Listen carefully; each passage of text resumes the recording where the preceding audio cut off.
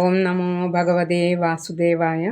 ശ്രീമന്നാരായണീയം ദശകം 26 ഗജേന്ദ്രമോക്ഷം. ശ്ലോകം 5. ഹൂഹൂസ്താവദ്ദേവലസ്യാപി ശാപാത് ഗ്രാഹീഭൂതസ്തജ്ജലേ വർത്തമാന ജഗ്രാഹൈനം ഹസ്തിനം പാദദേശേ ശാന്ത്യർത്ഥം ഹി ശ്രാന്തിദോസി സ്വകാനാം. ഹൂഹു എന്ന പേരുള്ള ഒരു ഗന്ധർവൻ സ്ത്രീകളോടൊപ്പം ഒരു തടാകത്തിൽ സ്നാനത്തിനായി ചെന്നു. ഈ സന്ദർഭത്തിൽ സ്നാനത്തിനായി വന്ന ദേവലൻ എന്നു പേരുള്ള ഋഷിയെ അദ്ദേഹത്തിൻ്റെ പാദത്തിൽ പിടിച്ച് വലിച്ചതിൽ ക്ഷുഭിതനായ ഋഷി മുതലായി പോകട്ടെ എന്ന് ഗന്ധർവനെ ശപിച്ചു.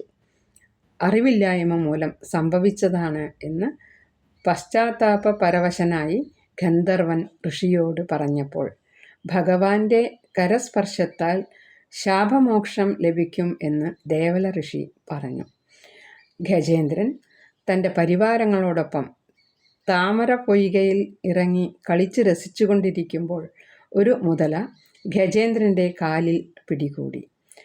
ആത്യന്തികമായി ശാന്തി നൽകുവാൻ വേണ്ടിയല്ലേ ഗുരുവായൂരപ്പ അങ്ങയുടെ ഭക്തന്മാർക്ക് ബുദ്ധിമുട്ടുകൾ നൽകുന്നത് എന്ന് ചോദിച്ചുകൊണ്ടാണ് ഈ ശ്ലോകം ഭട്ടതിരിപ്പാട് ഭഗവാന് സമർപ്പിച്ചത്. ഹൂഹൂസ്താവദ്ദേവലസ്യാപി ശാപാത് ഗ്രാഹീഭൂതസ്തജ്ജലേ വർത്തമാന ജഗ്രാഹൈനം ഹസ്തിനം പാദദേശേ ശാന്ത്യർത്ഥം ഹി ശ്രാന്തിദോസി സ്വകാനാം.